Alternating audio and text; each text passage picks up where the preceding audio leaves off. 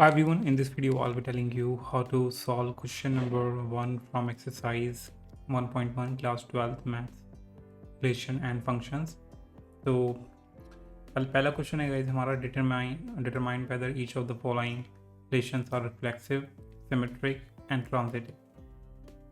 तो relations reflective, symmetric and transitive हमें check करनी है। तो हमारे पास एक सेट दे रखा है ए, उससे हमें रिलेशन निकालनी है आर डिफाइंड एज। तो यहाँ हमारी आर जो रिलेशन है वो डिफाइन कैसे कर रखी है कि 3x minus Y equal to 0 आना चाहिए। यानी कि x और y की हमें रिलेशन बनानी है इस तरीके से कि 3x minus Y equal to 0 आना चाहिए। तो जो x और y की वैल्यू लेंगे हम ए सेट से लेने वाले हैं, ठीक है। तो हमें चेक करना है कि x और y की किस वैल्यू के लिए 3x minus Y equal to 0 होगा।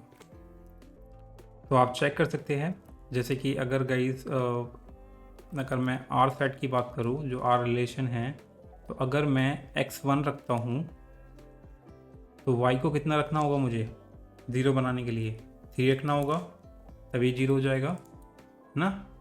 ऐसे ही अगर मैं x2 रखता हूं तो y को कितना रखना होगा कि ये पूरा 0 हो जाए, 6 रखना होगा, क्योंकि 3 2 6, तो इसे भी 6 होना होगा तभी 0 आएगा। ऐसे ही अगर मैं x को 3 रखता हूँ तो y को कितना होना चाहिए 9 होना चाहिए। ऐसे ही अगर x को मैं 4 रखता हूँ तो कितना होना चाहिए, y कितना होना चाहिए 12 होना चाहिए।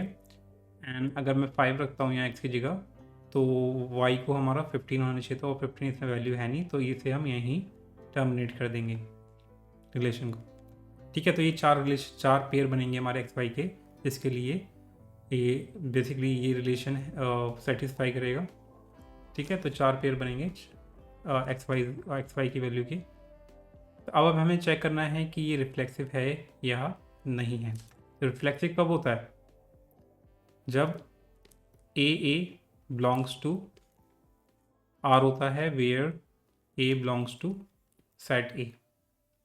यानी कि आप चेक करना है कि क्या एक्स और वाई की अगर वैल्यू हम सेम रखेंगे तो क्या वो रिलेशन में आएगा।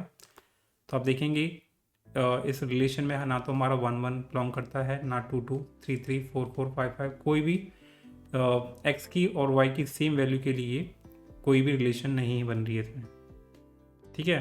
तो हम कह सकते हैं कि R is not reflexive as 1 1, 2 2 and 14 14 does not belongs to R। तो इनमें से यानी कि अगर हम सेम वैल्यू पुट करते हैं x और y की तो वो रिलेशन को सेटिस्फाई नहीं करेगी। तो अगर सेम वैल्यू x और y की अगर पुट करने के बाद सेटिस्फाई नहीं करे रिलेशन को, तो हम कह सकते हैं R इज़ नॉट रिफ्लेक्सिव।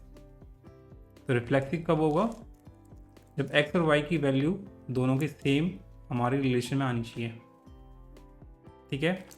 तो ये हो गया हमारा, ये मैंने बस आपको बताया कि रिफ्लेक्सिव होता क्या। अब आप चेक करेंगे इसके लिए सिमेट्रिक के लिए। सिमेट्रिक के लिए क्या होना चाहिए कि अगर a and b belongs to r है, यानी कि a और b रिलेशन में आता है, रिलेशन में से बिलोंग करता है रिलेशन सेट में, तो बी ए को भी बिलोंग करना होगा।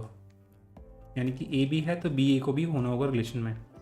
तो आप चेक करेंगे गाइस, यहाँ देखेंगे कि 1 3 है लेकिन 3 1 कहीं दिख रहा है आपको, नहीं है। 2 6 है लेकिन 6 2 कहीं नहीं है। 3 9 है लेकिन 9 3 नहीं है। 4 12 है लेकिन 12 4 नहीं है। तो हम कह सकते हैं R is not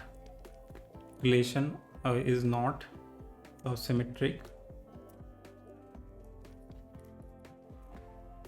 as 1 3 belongs to R but 3 1 does not belongs to R, ठीक है। तो लाइक 1 3 तो बिलोंग कर रहा है रिलेशन में, लेकिन 3 1 बिलोंग कर रहा है, नहीं कर रहा, तो ये सिमेट्रिक नहीं हो सकता। अब हम चेक करेंगे ट्रांजिटिव। ट्रांजिटिव कब होता है, तो अगर a b and b c belongs to relation R और R relation set, then AC को भी हमारा रिलेशन में आना होगा, रिलेशन सेट में होना होगा। तो आप देखेंगे 1 3 है, 3 9 है, 1 3 3 9, तो 1 9 को भी होना चाहिए था और 1 9 हमारा इसमें नहीं है। तो हम कह सकते हैं R इज नॉट, क्या था ये, transitive, transitive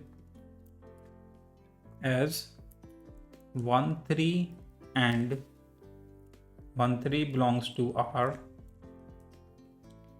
and 3 9 belongs to R, but 1 9 does not belongs to R relation set.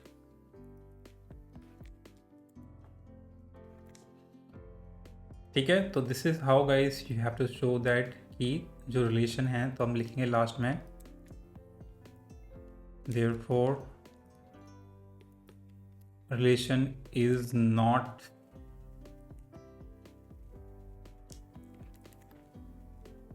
reflexive, symmetric,